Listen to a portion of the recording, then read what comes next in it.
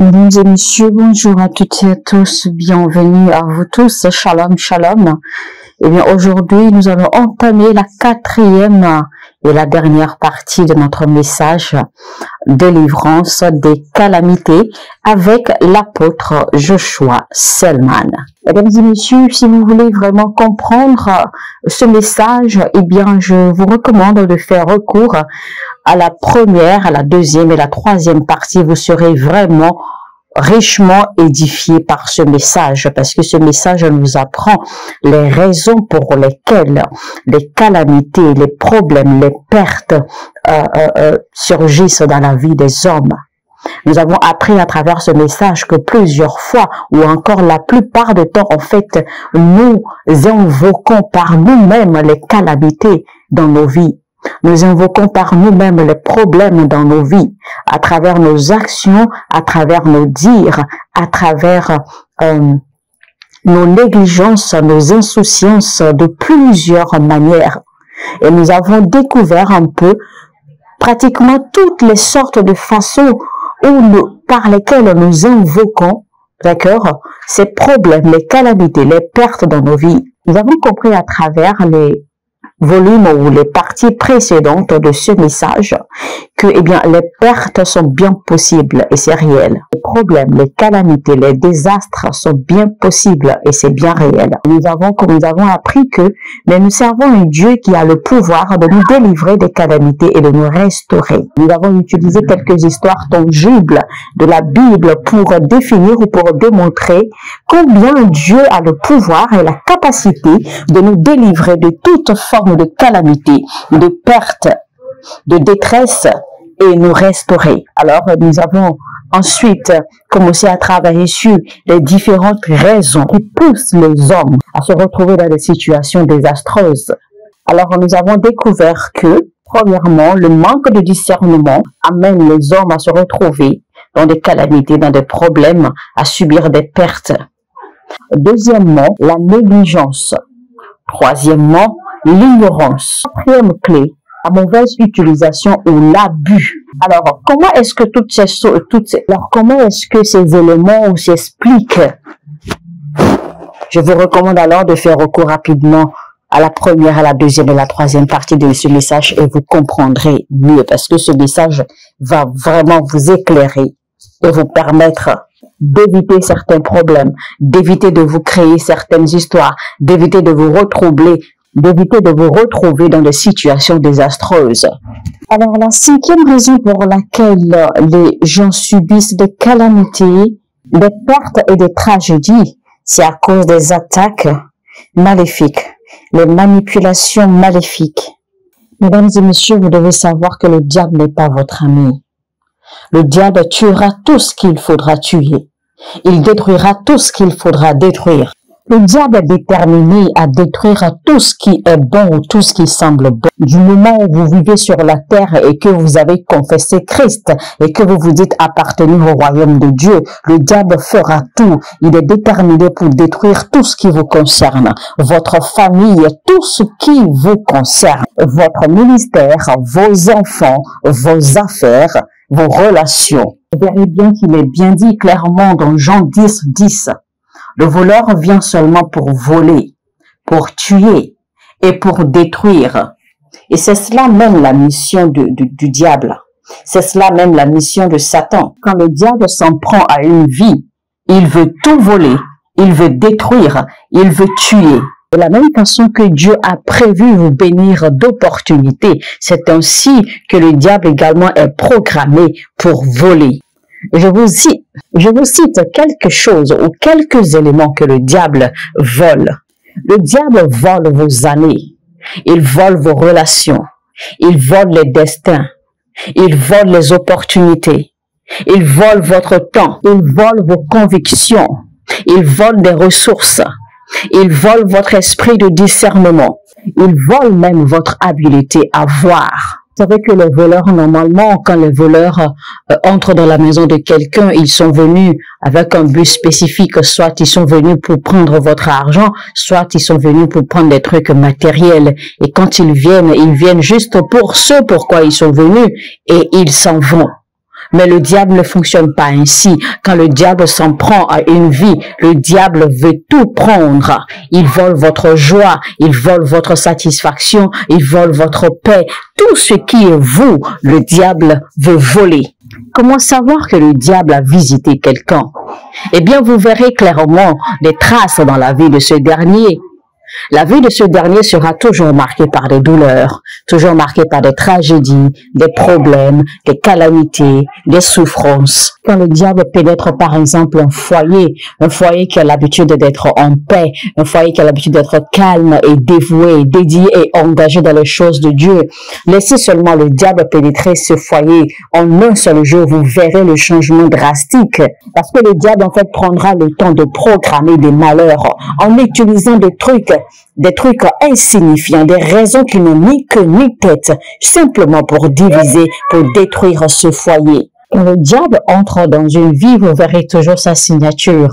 Le diable viendra remplacer votre joie, votre engagement, votre passion par des manques, votre passion par des murmures.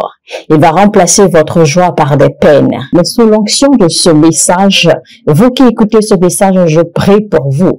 Tout ce que le diable vous a volé, quand nous serons arrivés à la fin de ce message, que vous allez prendre du temps pour prier avec le point de prière que je vais vous donner, tout ce que le diable vous a volé vous sera restauré dans le nom de Jésus-Christ. C'est le diable qui fait que vous rencontrez des gens qui, une fois dans leur vie, étaient grands, qui une fois dans leur vie étaient bénis, qui une fois dans leur vie étaient loin, qui une fois dans leur vie étaient influents et puissants. Mais vous les retrouvez soudainement complètement détruits. Vous les retrouvez soudainement complètement à terre. Vous les retrouvez soudainement, ils n'ont plus l'air de rien. Ils n'ont plus rien qui porte de l'honneur. Ils n'ont plus rien que vous pouvez même leur envier. Comment expliquer qu'une jeune fille ou qu'une jeune femme a été appréciée par un homme qui l'approche et qui la désire et qui désire la prendre même pour épouse, mais que vous vous rendez compte que soudainement, eh bien, ce dernier ne répond plus aux appels de la jeune dame. Qu'est-ce qui s'est passé? C'est le diable qui a agi. Et vous apprendrez peut-être plus tard que voici le monsieur. Si le monsieur a vraiment le courage de se confesser, le monsieur vous dira que, ben écoute, j'ai fait un rêve et je t'ai vu en train de me faire ceci, je t'ai vu en train de me poursuivre, je t'ai vu en train de me pourchasser, je t'ai vu en train de me faire mal. Et donc, je crois que tu n'es pas pour moi ou tu n'es pas une bonne personne. Qu'est-ce qui s'est passé? C'est le diable qui a manipulé vos circonstances. C'est le diable qui a utilisé votre image pour apparaître à ce monsieur, simplement pour vous détruire, simplement pour vous empêcher d'entrer dans cette joie. Sinon, comment expliquer? Il y a des gens, des hommes et des femmes aujourd'hui qui devraient normalement être à certaines positions dans la vie ou à certaines positions dans la cité, dans certaines positions dans la société. Mais vous vous rendez compte que quelqu'un, quelque part, étant manipulé, va passer par derrière pour aller salir la réputation de ces gens et ainsi empêcher leurs bienfaiteurs de leur faire du bien. Que s'est-il passé? Comment l'expliquer? C'est le diable qui joue, c'est le diable qui manipule toutes ces choses, juste pour vous empêcher de jouir de votre joie. Alors, je vous raconte une histoire vraie rapidement. Il y avait une jeune dame dans mon église, elle était vraiment une ouvrière fidèle et très engagée. Alors, elle est allée me voir un jour me disant qu'elle pense qu'elle est possédée et donc de prier pour elle parce qu'elle aurait vraiment besoin de délivrance. Alors, j'étais étonnée, c'est alors qu'elle m'explique en fait que tout le monde dans l'église lui dit que qu'elle est possédée parce qu'en fait, pratiquement tout le monde la voit dans leurs rêves en train de le poursuivre, en train de les tuer, en train de les frapper ou en train de leur faire mal. Et donc, de bouche à oreille, les gens ont commencé en fait à passer l'information et les gens ont commencé en fait à même remonter l'information vers le leader de l'église, vers certains chefs de département de l'église. Alors, de fil en aiguille, tout le monde en fait a commencé à éviter la jeune dame. Tous les leaders en fait la pointaient de doigt qu'il faille que tout le monde l'évite. Et donc, c'est ainsi alors qu'elle était en fait évitée de tous, tout le monde la regardait en mal, tout le monde la regardait en démon, tout le monde la regardait en possédé et tout. Il va vous dire en fait que ça, ce n'est qu'une pure manipulation du diable parce que le diable sait que sa destinée, que son accomplissement, son élévation en fait se trouve dans ce milieu-là. Et donc le diable fait tout en fait pour la frustrer, pour qu'elle ne puisse pas voir la manifestation, d'accord, de son destin, de son élévation dans ce même lieu. Parce que le diable, évidemment, sait que l'élévation de cette, ou l'accomplissement de cette jeune dame, en fait, va inévitablement affecter positivement sa famille. Et donc, pour empêcher la lumière, pour empêcher l'accomplissement de la famille, eh bien, il faille que le diable s'en prenne à cette jeune fille. Une femme est également allée partager son témoignage. Une fois, elle disait en fait qu'elle a donné naissance à un enfant normal, garçon, mais à 3 ans, d'accord, ce garçon a commencé à développer des comportements, a commencé à développer une maladie qu'elle ne comprenait pas. C'est alors qu'à l'hôpital, en fait, on lui a fait comprendre que l'enfant était autiste.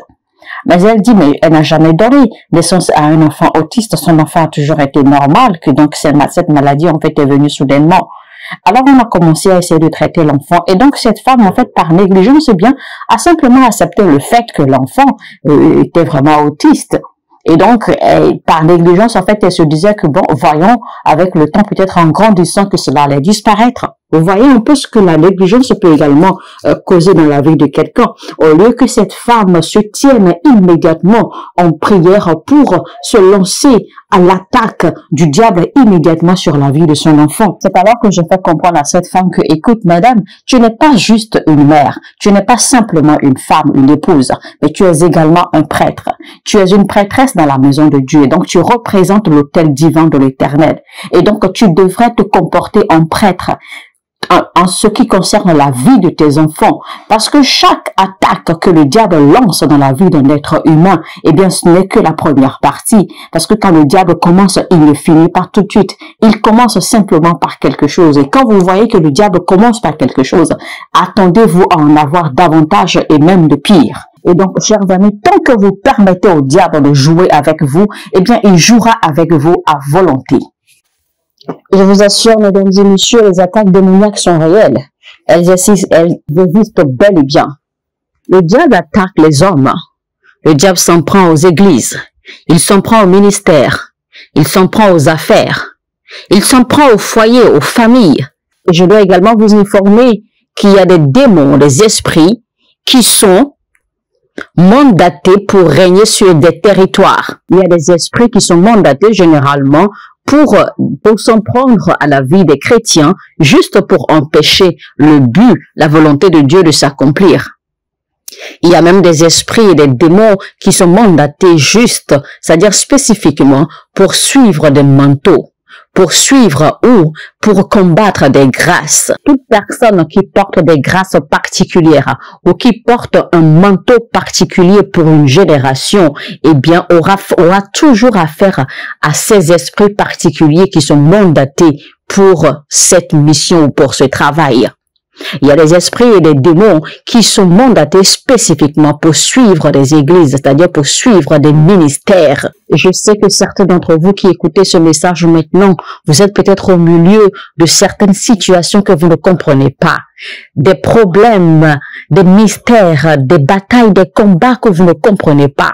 Vous voyez des problèmes qui surgissent du jour au lendemain. Vous voyez des problèmes qui se multiplient dans votre vie sans que vous ne compreniez d'où cela vient et ce qui se passe. Et vous ne trouvez même pas de réponse à vos questions. Un autre secret que je dois vous livrer, c'est que il est carrément impossible que le diable s'en prenne à votre vie sans s'en prendre à votre santé. D'une façon ou d'une autre, le diable affectera votre santé négativement. Il y aura forcément quelque chose qui n'ira pas bien, qui ne collera pas très bien dans votre santé. Votre santé ne sera pas à 100% équilibrée. Il y aura quelque chose quelque part qui ne va pas bien dans votre santé. Alors, chers amis, vous devez vous lever dans la prière. Vous devez devenir violent et déterminé dans la prière pour empêcher le diable dans ses œuvres et dans son élan.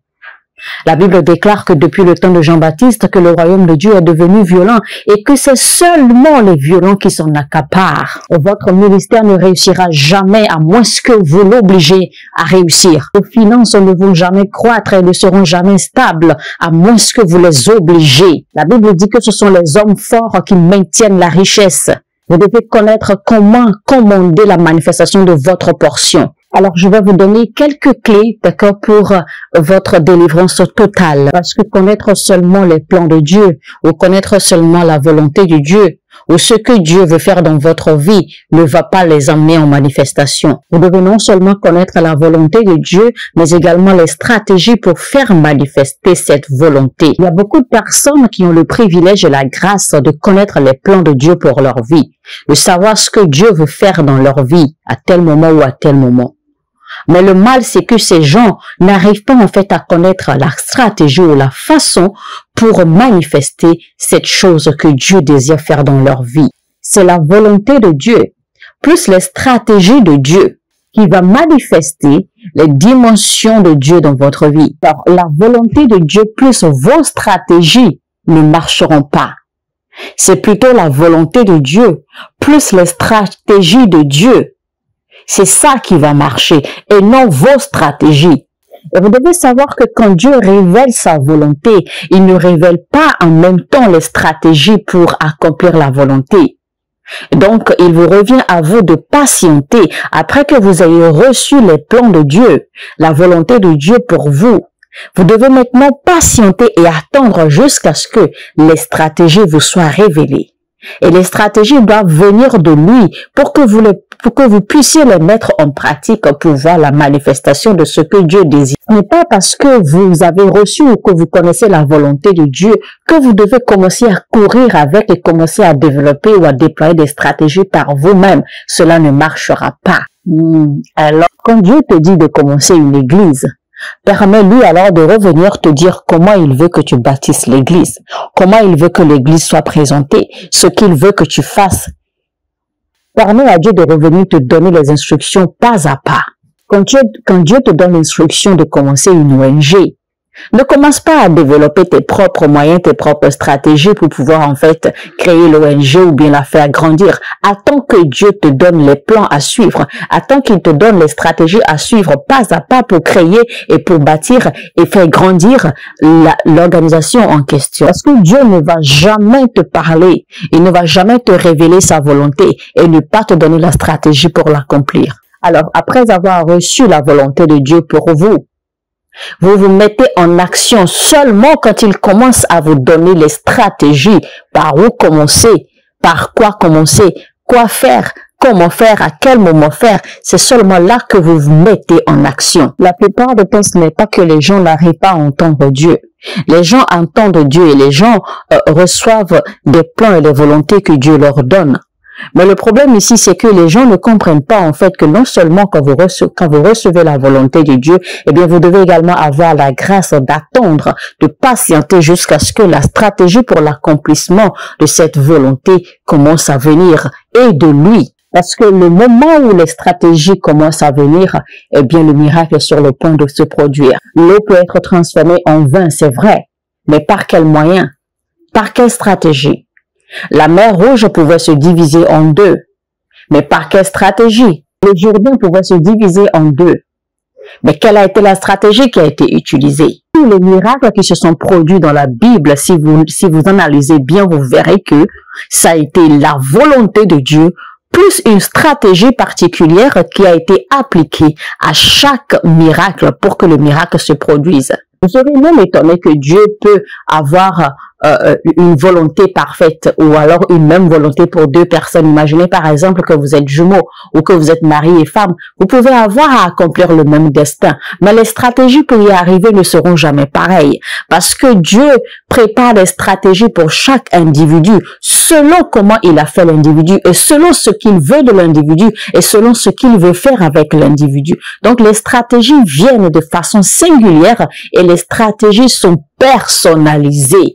Alors, les stratégies que Dieu va déployer pour transformer l'eau en vin avec Jean, par exemple, ne seront pas les mêmes stratégies que Dieu va déployer pour transformer l'eau en vin à travers Jésus-Christ. Il ne faut jamais faire des suppositions quand il s'agit des stratégies pour mettre en pratique la volonté de Dieu. Jamais. C'est un gros risque. Ce n'est pas parce que vous avez entendu clairement Dieu que vous avez immédiatement la stratégie qu'il faut pour accomplir sa volonté. Il doit vous donner la stratégie qu'il faut par lui-même. Ne supposez jamais, ne présumez jamais. Disons Philippiens chapitre 1 verset 19 qui dit « Car je suis certain que toutes ces épreuves aboutiront à mon salut, grâce à vos prières pour moi et à l'assistance de l'Esprit de Jésus-Christ. Donc la Bible nous fait comprendre que les situations douloureuses de votre vie peuvent tourner en votre salut, peuvent tourner en votre faveur. Mais donc, il faut une condition, parce que la Bible y a posé une condition. La Bible n'y a pas posé toutes les conditions. Ça veut dire qu'il existe une façon particulière. Il y a une condition particulière, une condition spécifique à laquelle ces situations douloureuses, ces calamités, ces pertes, ces tragédies que vous traversez se tourneront en votre salut, en votre faveur. Alors l'habileté à œuvrer ou à travailler ou à marcher en communion avec la parole de Dieu et le Saint-Esprit peut vous emmener en tant que chrétien à retourner toute situation désastreuse en votre faveur. Si vous prenez Jonas par exemple, il y a eu une façon dont Jonas a transformé sa situation. Job, il y a eu une façon dont sa situation s'est transformée. Ézéchias, il y avait eu une façon dont sa situation s'est transformée. Il est dit dans Romains 15, verset 4, « Or, tout ce qui a été consigné autrefois dans l'Écriture l'a été pour nous instruire afin que la patience et l'encouragement qu'apporte l'Écriture produisent en nous l'espérance. » Cela veut dire que il y a une porte de sortie.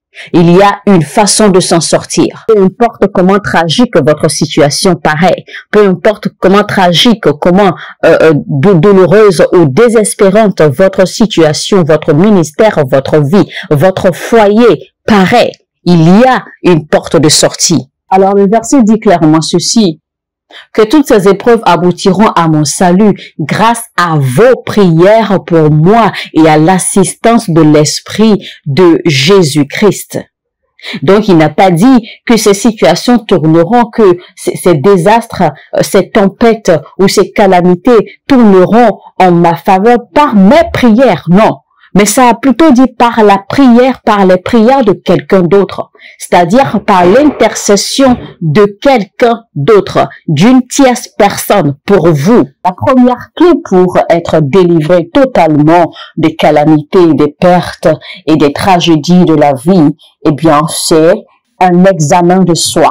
Il est dit dans Luc 15, verset 17, « Alors il se mit à réfléchir sur lui-même et se dit, « Tous les ouvriers de mon père peuvent manger autant qu'ils veulent, alors que moi je suis ici à mourir de faim. » Alors, ce verset parle de l'enfant prodige, en fait, après qu'il ait dilapidé tout son héritage et qui se retrouve alors dans une situation désastreuse.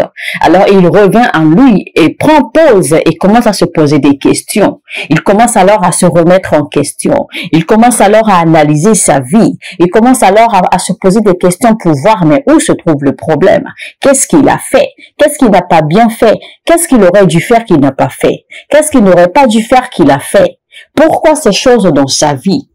Alors, chers amis, le moment où vous comprenez cela, et le moment où vous arrivez à vous asseoir, à vous poser et à vous poser des questions précises sur la façon dont votre vie se déroule, eh bien, à ce moment-là, vous êtes sur le bon chemin vers la délivrance. Et à ce moment-là, c'est sûr que par votre esprit, par votre réflexion, eh bien, vous allez certainement commencer à prendre les décisions qu'il faut pour que l'Esprit de Dieu puisse vous aider alors à commencer à faire ou à poser les actes qu'il faut pour vous orienter et pour vous illuminer davantage pour aller vers votre délivrance. À ce point, dans les situations pareilles, vous avez besoin de réclamer l'aide de Dieu. La deuxième clé, c'est l'esprit de l'humilité. Il est dit dans Psaume 51 au verset 17, « Seul sacrifice qui convienne à Dieu, c'est un esprit humilié.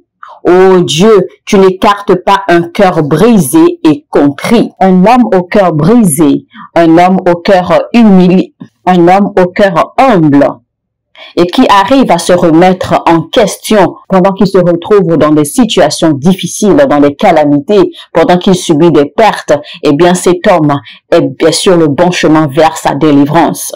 Quand vous arrivez à ce stade-là, la seule chose à faire, c'est de réclamer la miséricorde de Dieu. Vous réclamez l'aide de Dieu. et la miséricorde de Dieu pour vous aider à tenir et à savoir quoi faire. Alors la dernière clé maintenant pour sortir, pour délivrer les hommes et les femmes qui sont retrouvés dans des calamités, dans des situations désastreuses, dans le ministère, dans leurs affaires, dans le foyer, dans leur vie, dans leurs études, etc., à divers niveaux et divers aspects de la vie. C'est que au-delà des prières que vous faites pour vous-même, comme il est dit dans Philippiens 1:19, quelqu'un doit prier pour vous.